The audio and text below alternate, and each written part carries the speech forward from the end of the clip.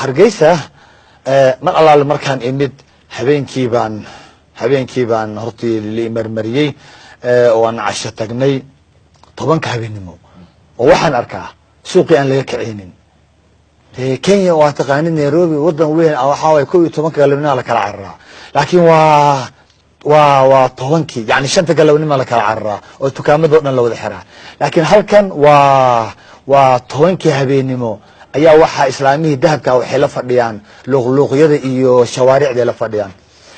waxa iiga sii darnaa dahabka islaanta hor fadhida ee aan la dhiceynin ee amaanka ee iska fadhido waxa iiga daran yani lacaga oo kumanaan ah bal malaayiin ah ayaa ninka sida u horyaala ka weyn deemiskan ninka xataa wajigiisa waa qarnaan dhinacaan waxaad moodaa guri yar oo ku dhex jiraad moodaa ayuu dhex fadhiya yaa dhex fadhiya malaayiinkan xataa dollar baa ku jiro lacag kale ku jiro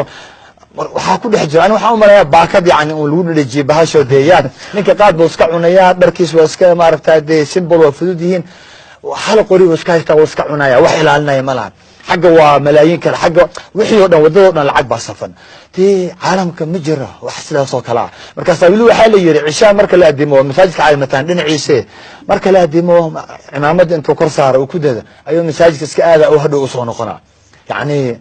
حتى مركز dadku sheegay waxaan yiraahdaa waxaad ku jirtaan noloshan waa nolol khiyaali ah nolol caalamka maanta ka jirta ma aha nacmadan caalamka ma oga soo ma garan kaliya waxa way sanad meel la isku dhacayo la isbaaranayo la isma aragtay ya naxta waxaan lahaday bisha niyo hadii xoogo xataa baqdid bal aad rubac aad labo usbuuc aad soo yareysatay tigidhkan salaha laakiin hadda wixii baa ugu yaraaday maxaa waay amniga yani dahabkaas afar مصر horta waxaan dadka iraahdaa Masar waa meesha caalamka ugu aamin badan laakiin hadda waxa beentari Somaliland waa inta yareeday aan ka arkay in 10 saac habeenimo 4 habeenimo dahabkii uu yaalo lacagii ay yaalaan wali intaan daaqada ka sii fiiriyo wallahi wuxuu gaarayaa 12 lacagaha meesha yaal soo garan yani amnigaas dhalinyarada markuu u sheega waxyaabaha kale yaabka ah amniga ka soki waa qalbi furnaanta dhalinyarada reer Hargeysa sheekh waanu ku soo dhaweynayna sheekh wadada ay u dhaafimayaan gaariga waa istaagaya waxa istaagaya hooyooyinkii kuwii darbiyada wada meheradaha meelaha ku haystay kii kale sheekh kiisi soo socda meeshii yani ilaa wadooyinka qaar macnaha zaxma inta jam ka dhigay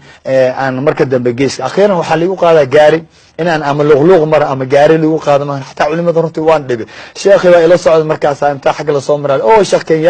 Kenya ducadii wax yani qalbi furnaanta dadkan qof walba ayaa wuxuu ku leeyahay sheekh waanu ku soo dhaweynayna yani eeg hadalada macaan kalimatu tayyiba sadaqa tada kale xabadii ugu dambeysay waxa weeyaan cilmiga faraha badan masaajidka waxa laga wadaa duruustii yani fiqhigi baa laga wadaa oo dowrada ahadiistii baa laga wadaa oo sunanta la akhrinay tafaasiirtii baa laga wadaa siiradii baa laga wadaa masaajidadu waa sidee marka la akhrinayo masjidka Allahu akbar marka assalaamu alaykum la dhahay salaanta la dhameeyay hadii uu darsi jiro wax dhaqaaqay male odaygoodii